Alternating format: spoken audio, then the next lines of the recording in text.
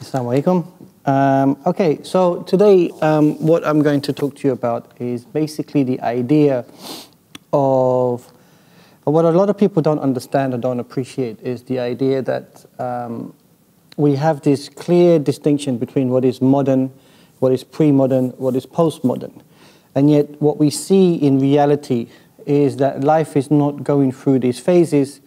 People are living the day-to-day, the granular, and we don't see this clear distinction. We have to be careful in terms of seeing the ulama as just naturally transitioning to what we would call the modern period in the sense of the diminishing of their authority. So for me, one of the concerns I have is one, that the ulama are seen as a block. We make it very clear in the literature that the ulama are not homogeneous. What we mean by that is that they're not one entity, one thing. And the idea of the ulama as a concept is just as pluralistic and complicated as the idea of the ummah. The ulama as an idea predates the Ottomans, and the ulama as an idea goes beyond the boundaries of the Ottoman domains.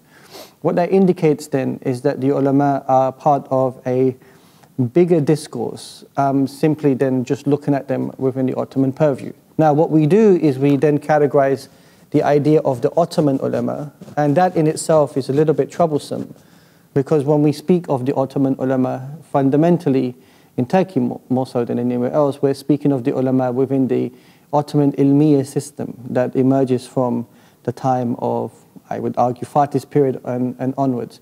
That means that we look at the ulama in the Balkans and Anatolia, and we marginalize the Arab ulama who have agency. And we can see this in the modern period, for example, in terms of intellectually, for example, the works of Ibn Abidin, the great Hanafi jurist, and Naqshbandi from Damascus. His son is part of the drafting committee of the Majelle. So there are attempts, shall I say, of the Ottomans to try to integrate Arab ulama in some shape or form. We see in the time of Sultan Abdul Hamid II, for example, not only an increase of Ashraf and Arab Sufi sort of sheikhs in his close circle, but we also see ulama from the Arab provinces. Yusuf al-Nabahani is an example of that. He was, of course, Naqshi, but he was also at the same time a Qadi who I think served in Beirut and in Quds and then comes to Istanbul. So the point I'm trying to make to you is that we have to try to find a way in this period of seeing how the ulama in particular, how can we find a unit of explaining them, explaining who they are as an integrated, interconnected group. And this is one of the points I think I've been trying to make in my writing of history in that sense, which I haven't published much on yet, but it's something that I'm working on still, which is to move towards the idea of interconnected histories or interconnectivity, and that can be translocal, that can be transregional, or that can be international. And the reason why I say that is because the idea of comparison is not helpful, both within the domains and outside the domains. And comparative studies seems to have become quite popular at a particular point. So the comparison between the Ottomans and the Russians, the comparison between the Ottomans and Europe. And what it doesn't take into consideration, and I think this is one of the things that can maybe create a complexity regarding modernity, is the idea of interconnectivity. The ideas that are shared by peoples and what commonalities they have. So for example, I'm working on the sort of Qing China, Meiji Japan, Malaysia, or the state of Johor Bahru in Malaysia, southern Malaysia, and the Ottomans, and looking towards how they had this interconnectedness in terms of how they were learning from each other. So rather than writing a linear narrative, and we see this, I often saw this in the works of, for example, maybe Kamal Karpat Hoja, who wrote about the Ottoman influence on India, and it's always a linear sort of narrative, which is that the other Muslims are being influenced by the Ottomans. It's very rarely presented as reciprocal, meaning that the relationship is on both sides. There is some agency on both sides, and the Ottomans too, although a form of power, are also being influenced by the Muslim world outside of it and the world that it belonged to. So one of the things I noticed is the Ottomans were, of course, fascinated by Japanese modernization. The Ottomans were not the only ones who were fascinated by the Japanese. Hawaii, the state of, or the islands of Hawaii at the time, before the American colonization of it, took an immense interest in the Japanese modernization project. But what's interesting is in the 1880s, the king, shall I say, I can't think of a better word how they described himself, the king of Hawaii made a trip to Istanbul and to Cairo. It's roughly at the same decade that the Sultan of Johor comes to Istanbul and Cairo, and that delegations from Japan and China are sent to, well, China later, but Japan for sure, come to Istanbul as well. And so what you see is that these entities are looking at each other. So just as much as the Ottomans are interested in what's happening in the Asiatic societies as well as Europe, that these entities are looking at the Ottomans.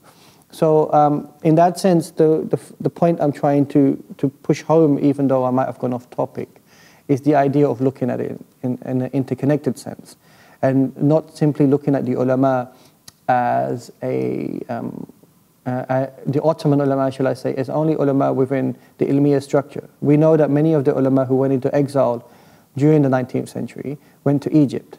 We know that many ulama in the Shia ulama in particular, who were in the Iraqi regions, crossed over between Iraq and Iran and would read a lot of works that came from Bilad Sham and Cairo. So you can see that this interaction takes place. And I think when I say initially I used to think of the idea of the ilmiya being a meta-institution. But I think the ulama themselves are a meta-institution, and this modern period is an indication of that, where as the devlet, or the, shall I say, not necessarily the centralization of the devlet, because while the devlet, the Ottoman devlet, is centralizing in an unparalleled scale, but what I mean is that the imagination of the devlet being centralized is far more important here. When we look on the ground, in essence, there are still many nomadic and decentralized aspects of the Ottoman state and the Ottoman Empire.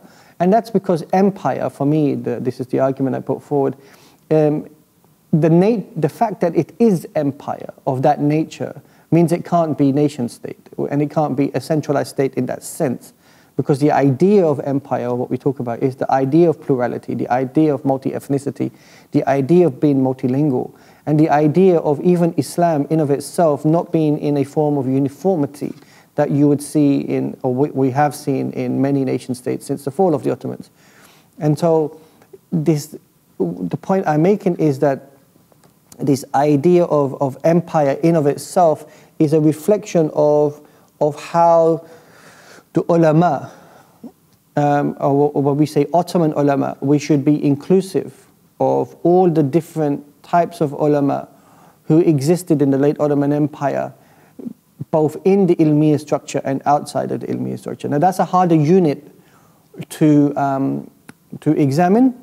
As people, clearly we need, as academics, we need these units to try to categorize. And I think this is one of the problems that we have today, is that we, on the one hand, we need these categorizations, like Islamism, like Turkification, like Ottomanism, and modernity, westernization, secularism. And yet, these are ideas that do not have any fixed parameters. There's a fluidity in these concepts in that sense.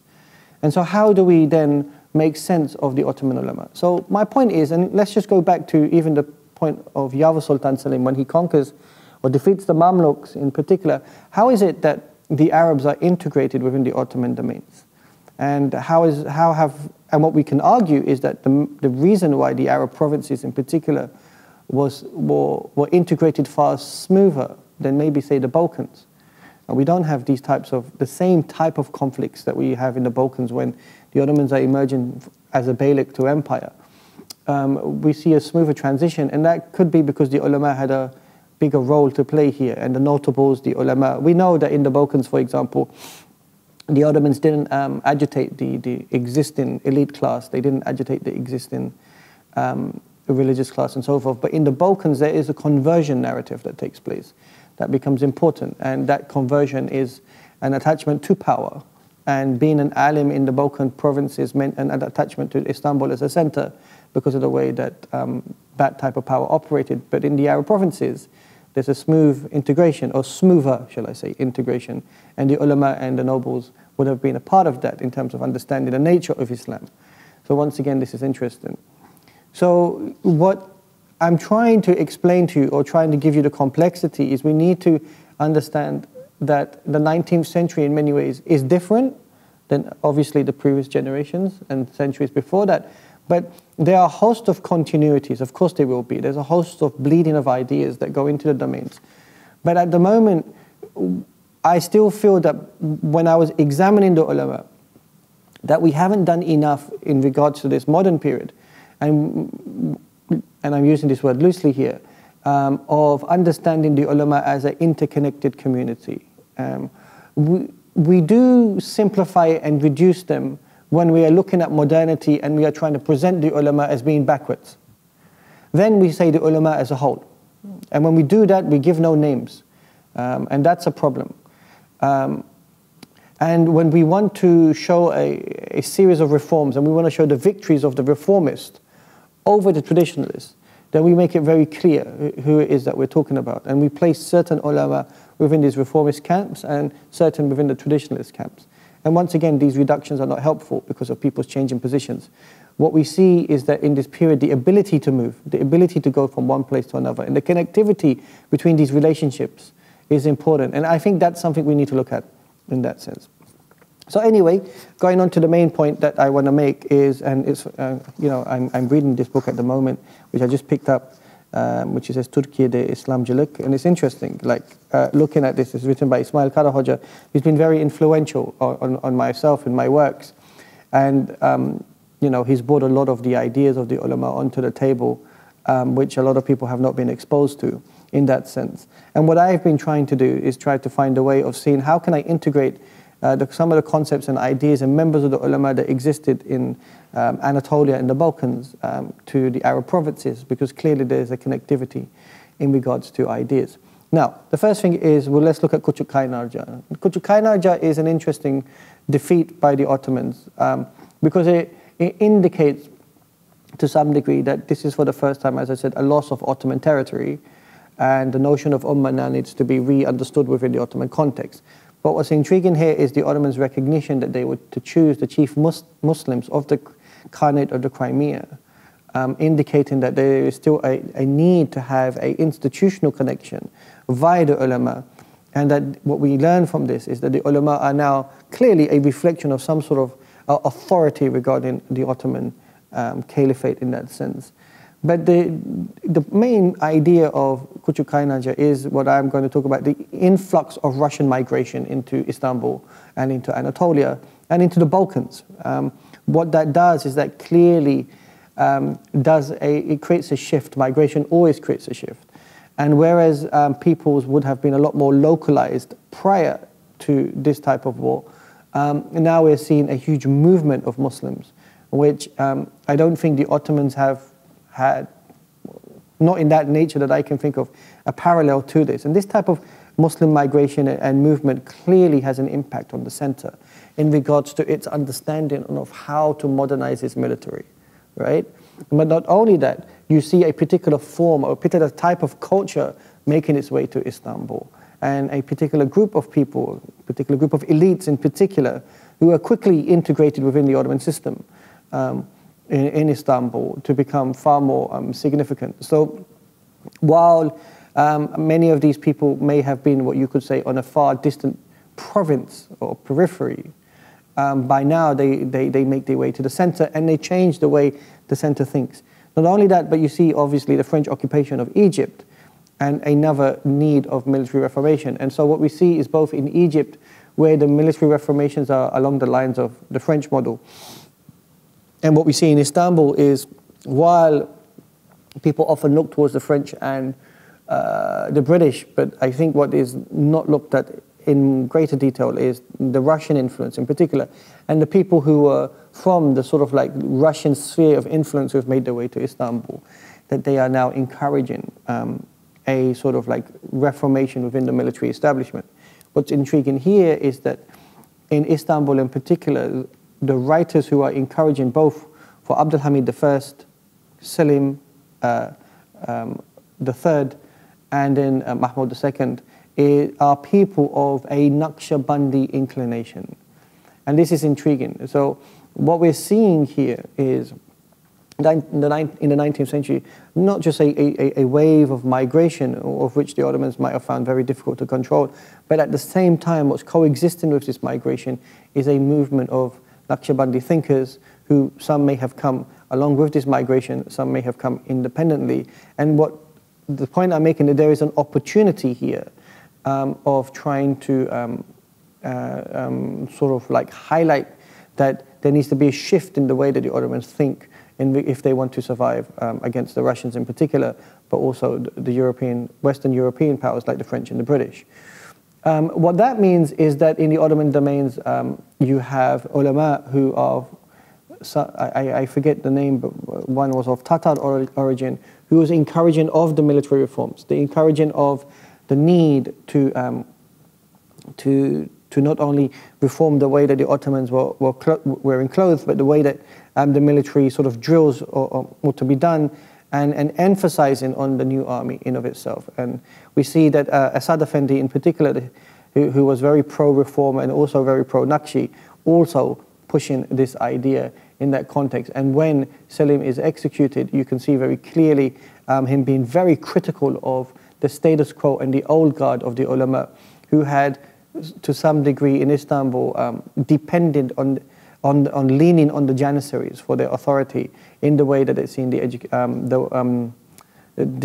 sort of like influence that they had on the Ottoman sort of like political establishment in that sense, right?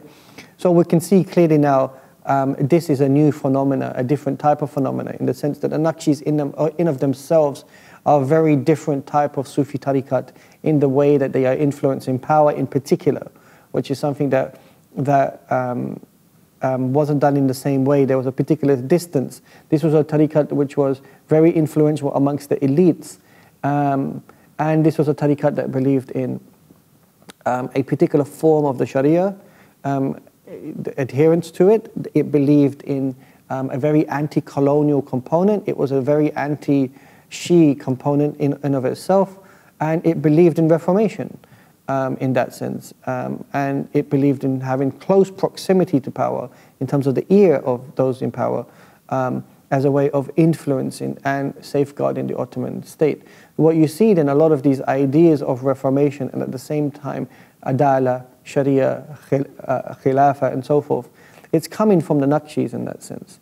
At the same time, what's intriguing is that we see the works of Ibn Nabbi, who's an Algerian scholar who lives in, who moves to Cairo, who also writes a work on military reformation, and he's trying to, and his book makes its way to Istanbul, and is translated, and he's saying the need for reformation under similar lines. The point I'm making about, I think it's Tatamullah Effendi, or I could be wrong, I need to double check, but the point I'm making is both in Istanbul and in Cairo, for different reasons, you're seeing different ulama, in particular, one being of a Tatar extraction and one being of an Algerian extraction. Extraction is the wrong word, I can say background, shall I say. You know, you can see that they are all pushing in a similar direction in terms of their diagnosis. The diagnosis in terms of the need of the military reformation. So what we see then is a further need to create a new military class, which means that there is a what you call it, pulling of the peasantry class into the military units. We see this from Anatolia, so Anatolia becomes far more integrated in that sense to some degree because of the military personnel that's been used from Anatolia because of the belief that the Janissaries were no longer capable or able to defend the domains in the same way. And you see, for example, Mehmed Ali Pasha in particular also pulling from the peasantry class. But not only in Cairo or Egypt, shall I say, he was pulling from a peasantry class by his conquest of Sudan in particular, right? So we're seeing this. And what we see is then, during the time of Mahmud II, the destruction of the Janissary corps. And I think this changes a lot of things for the Ottoman domains. Where you no longer have this physical check on Ottoman authority or Sultanic authority. And what you have now is a total reconfiguration of how authority operates.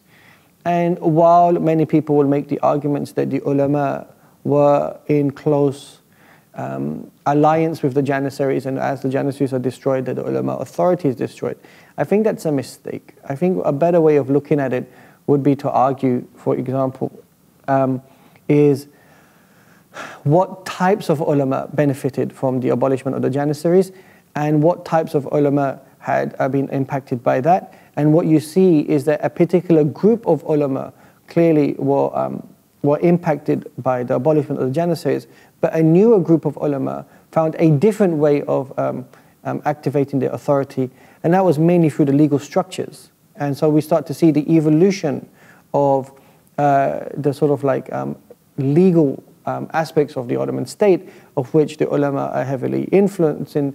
And for example, you can see this, initially you can see a contestation between the Hujrat al-Sharia and the Sanad al-Ittifaq, but by the time we get to the Gulhane, you can clearly see that a new branch or a new, not only generation, but a new type of ulama class is influencing Ottoman politics, and the Gulhane is a reflection of that.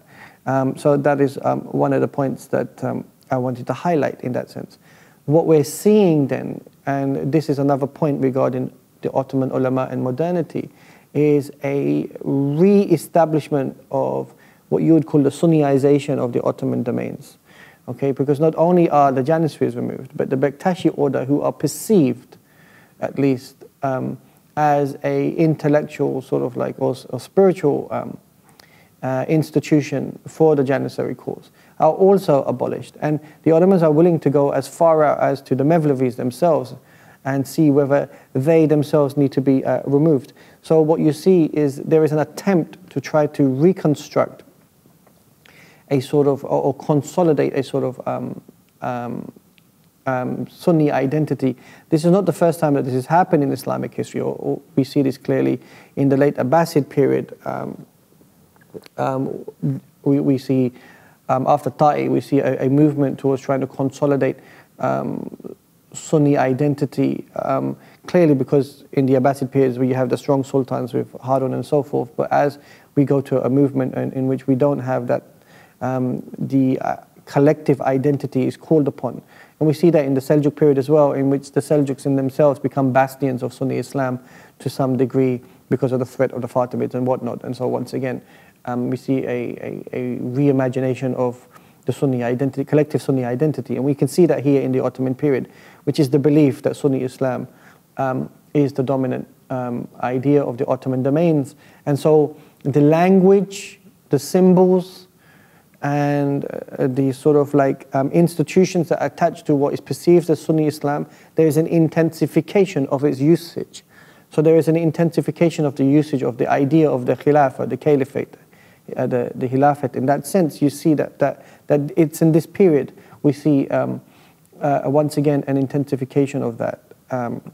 We see an intensification of the idea of justice, Adala, once again, which is perceived as a Sunni concept. We see the public sort of like proclamation of the idea of the Sharia, and the mention of the Sharia once again in public documentations and so forth as a way of highlighting the Sunni component. We see ulama, definitely in the Hamidian period, sent to the Iraqi provinces, for example, as a way of consolidating the authority of Sunni ideology, or Sunni identity, shall I say, over other forms of Islamic sort of like identification in that sense. And so what you're seeing is this is not unique to the Hamidian period, but we're seeing that in this period of what we call modernity, that there is also a need to double down in terms of what it means to be Sunni. So the point I'm trying to make here, I guess, is that when we look at the Gulhane, then the Gulhane is unique in terms of highlighting how the Sunni aspect of the Ottoman domains becomes important in regards to the way that the Ottomans identify themselves in that sense, and that they recognize that they are a Sunni empire and they're a Sunni Muslim empire, in that context. Now let's look at the Gulhane, because as I said, the Gulhane has to be looked at in regards to the framework of the ulama, within the remit of the ulama. And I think here Boutros Abu Ma'na has done a fantastic sort of like interjection in terms of, or in regards to the dominant discourse that existed within mainstream English Ottoman studies, which was the idea that the Gulhane was something which was French inspired, or inspired by the West in particular, and that the Gulhane had no indigenous Islamic aspects to it. The Islamic language that is used in the Gulhane Edict is often presented as simply a facade, something which is just for show. And I know that Etemeldem has attempted to address Boutros's work by going back and highlighting that the founding thinkers of the Gulhane were far more influenced by French ideas and European ideas. But I think what it shows is Boutros's ability to make the point that there are some inherent ideas within Islam which you can find that that are part of the Ottoman identity, that are not exclusive to European ideology. And there's an assumption here. This is why I talk about the idea of interconnectedness. When I was looking at the idea of Hawaii, for example, I was reading the works of the historian who's writing about Hawaii. He said when Hawaii was modernizing, it wanted to become a hybrid, and it became far more what you would call Western than Japan or China. But what was interesting, he was saying, when we look at the ideas of politics and the political configuration of society in Hawaii, that you saw that these ideas already pre-existed within Hawaiian culture and society, political culture and society, prior to the advent of modernization and westernization. We see the same in the Ottoman context, that the idea that the Ottomans had particular cultures of what you would call constitutionalism, i.e. Hussein Yilmaz makes the point of constitutional traditions. And Baqi Tezjan is also alluding to this when he talks about the Second Empire, and he makes the argument that the Ottomans were leaning towards juristic law-making culture in that sense. And when you look at Guy Barak in particular, he makes the argument that it's possible to make the case that positivist lawmaking probably existed within the Ottoman culture prior to modernity. The difference in the period of modernity is the bureaucratization and codification, and that has happened mainly because of the ability to have access to new technologies, which have allowed speed of information and the possibility of mass sort of like distribution of information by the printed press available and possible, and that is something that helps change this. And so the point I'm making here is that what Boutros does is he highlights to the point that we need to see certain, or he introduces at least to the narrative, the idea that the ulama were integral to this transformation. And what he, in terms of the way the state operates, the Janissaries are removed, so this is a clear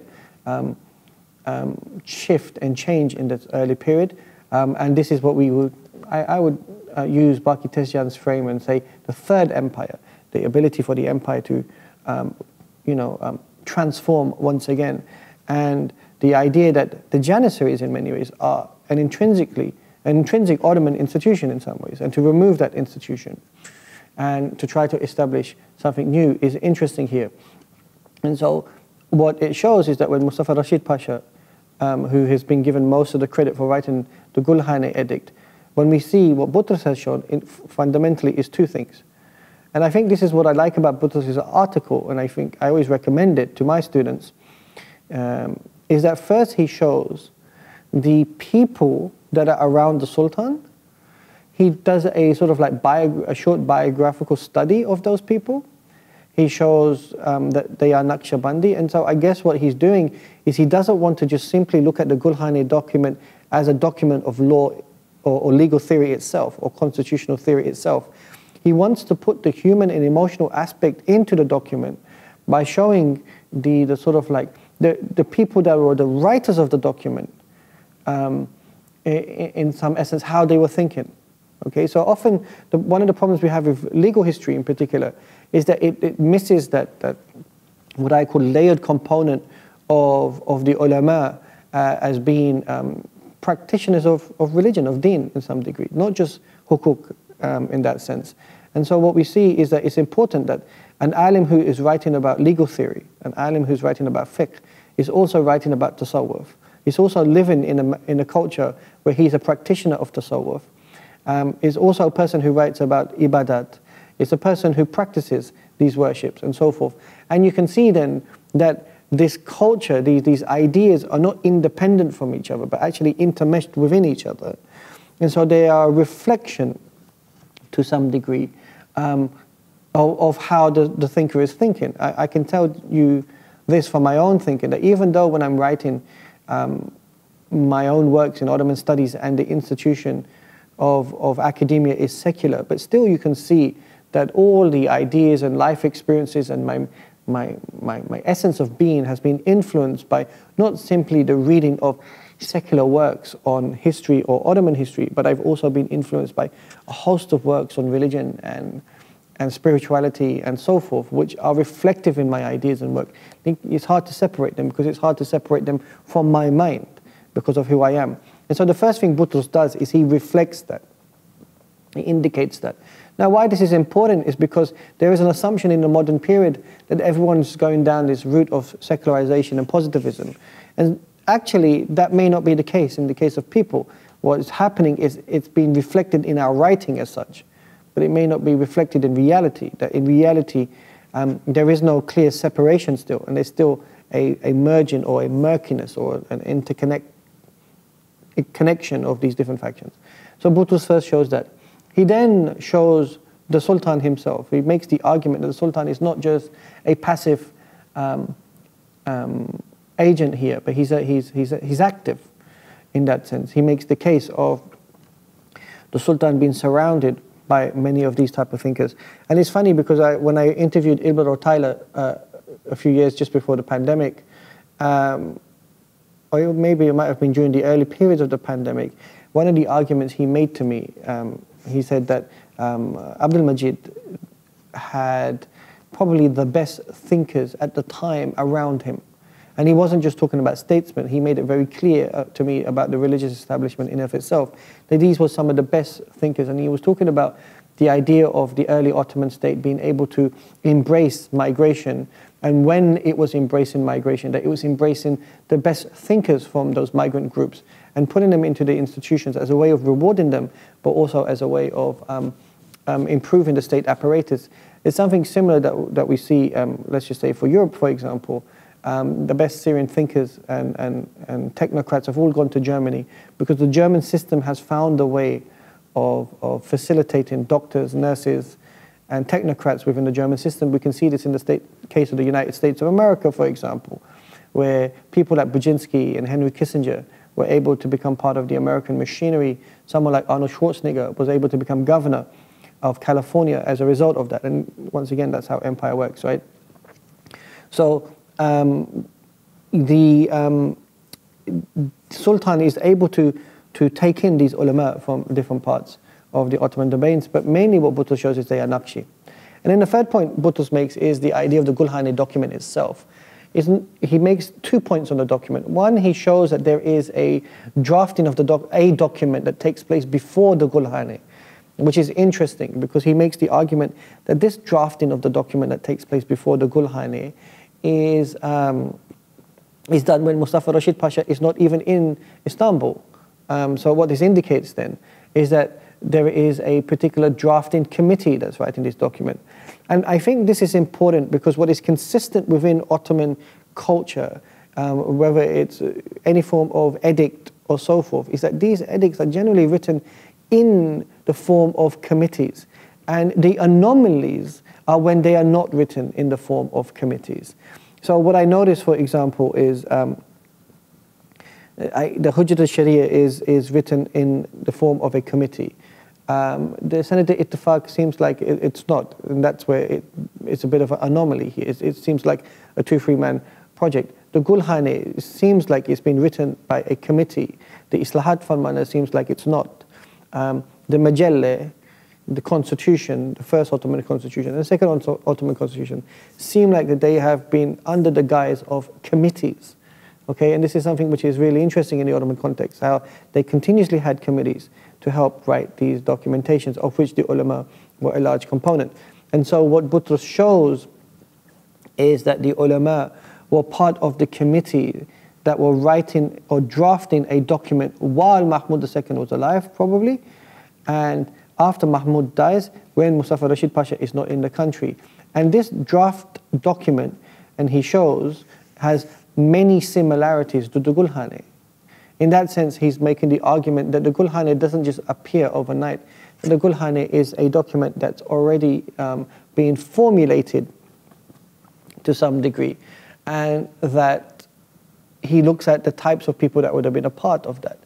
And what he sees is that in the early drafting committees, a lot of the debates are taking place in the office of the Shaykh al-Islam. When the majlises are created, he's making the argument that 1/3 of the people that are involved are the ulama, and when even smaller committees are created, that large bodies of the ulama are there.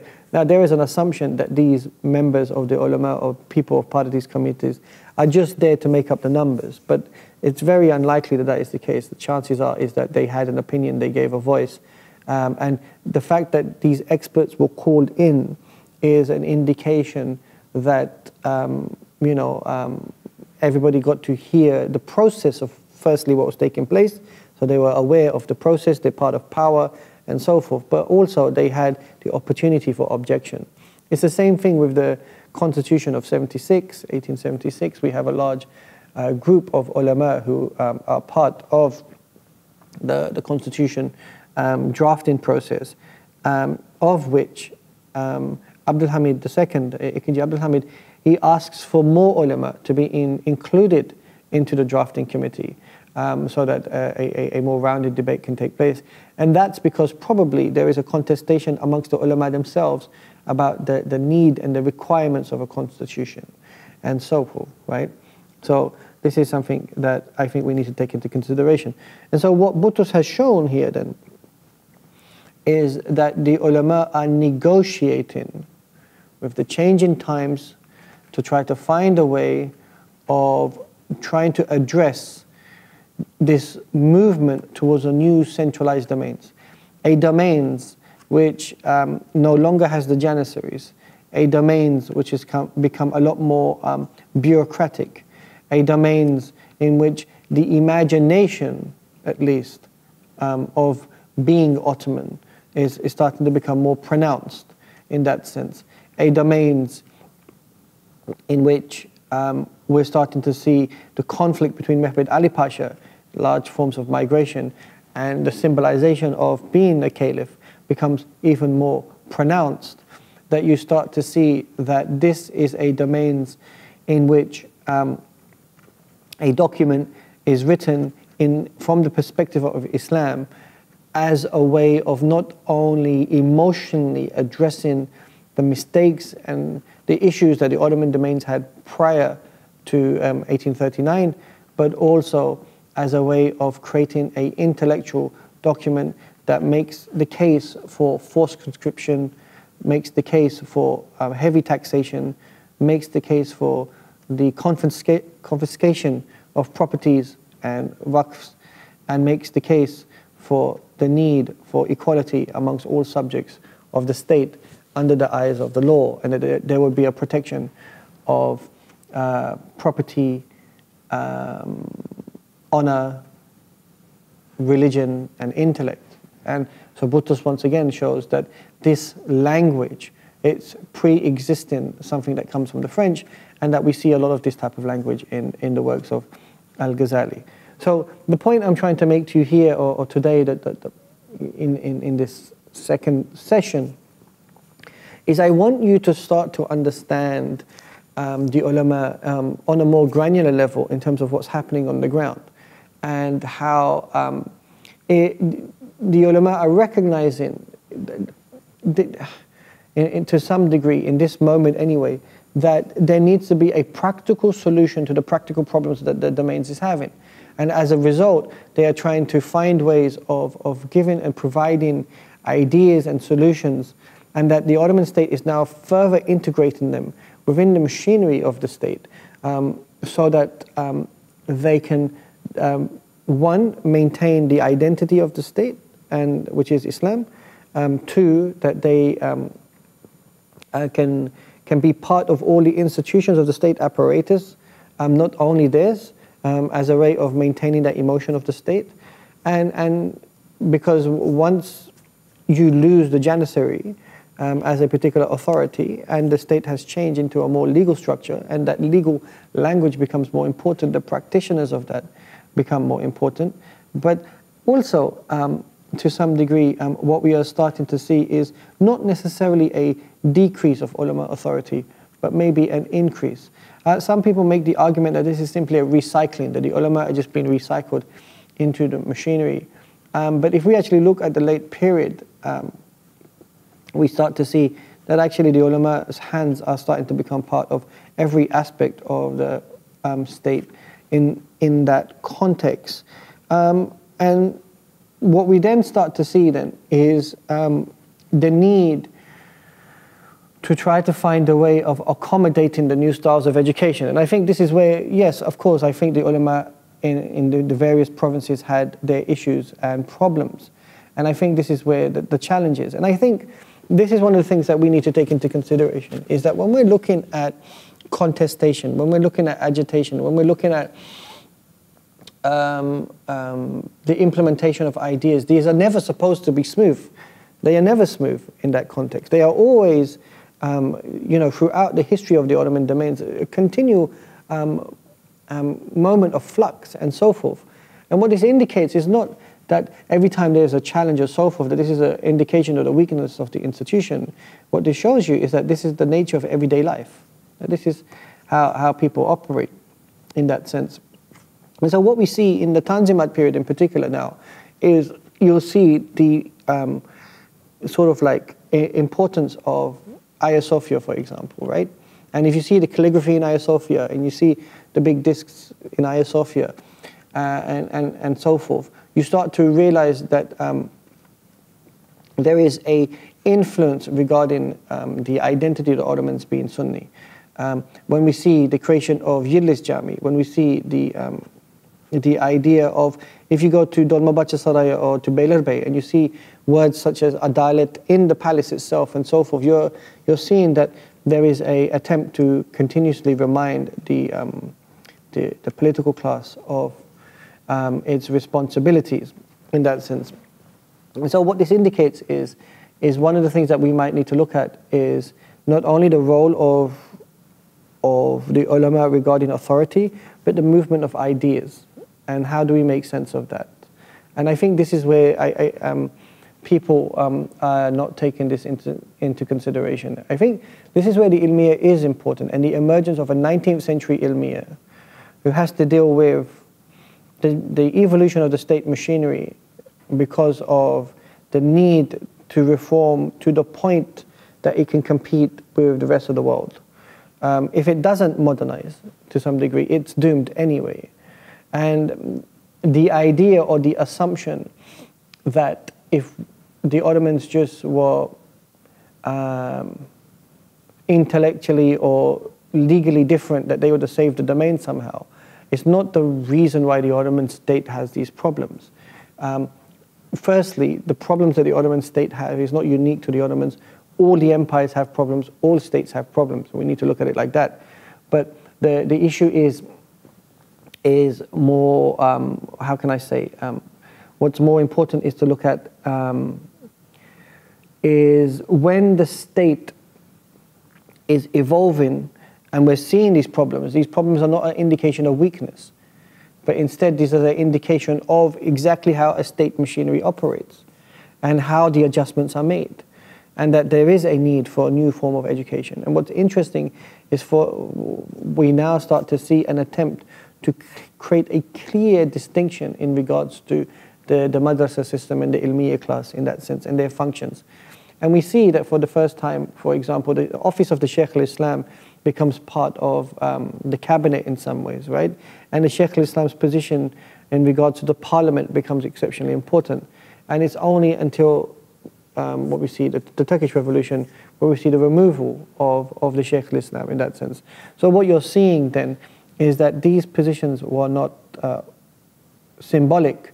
I noticed during the constitutional revolution of what people call the Young Turk Revolution, is when this was taking place, people were turning to the ulama, and the ulama were the ones who were writing the petitions in the Balkan provinces. And what's interesting, and this is always missing from the works of, let's just say, like the likes of Isa Blumi, is that he mentions a petition sent to Farid Pasha, who's obviously Albanian and the Grand Vizier, but he doesn't mention that a document is also, the same document is sent to the Shaykh al-Islam. And what's interesting is, in 1908, when the revolution does take place, we see in both the British documents, newspapers, and Rashid Rida in Egypt also writes that the Shaykh al-Islam, if it hadn't been for the Shaykh al-Islam's intervention regarding Abdul Hamid at the time, then this revolution could have got a lot more bloodier in that sense. And so he had a specific role, and that role is something which is still not seen you know, clearly enough, because they seem to assume that this role is one where people are just a token. So this is the point I'm trying to make, which is that then what we're seeing then in the 19th century is not necessarily an intensification or a decline of the authority of the ulama, but a sort of like readjustment to the needs. And because the empire is transforming, the roles of the ulama are transforming, the ulama institutions are transforming, the ulama are making the adjustments, but what we are continuously seeing is that they are involved in every aspect of the state machinery. And when it comes to modernity, they are neither just simple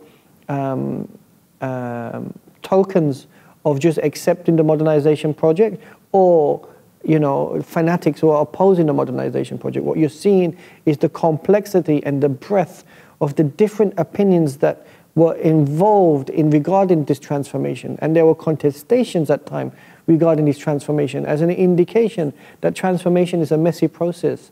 And the ulama reflected a plurality within that transformation, and that is what I want you to see. Okay. Well, I hope that's okay. Thank you very much, and Assalamu alaikum.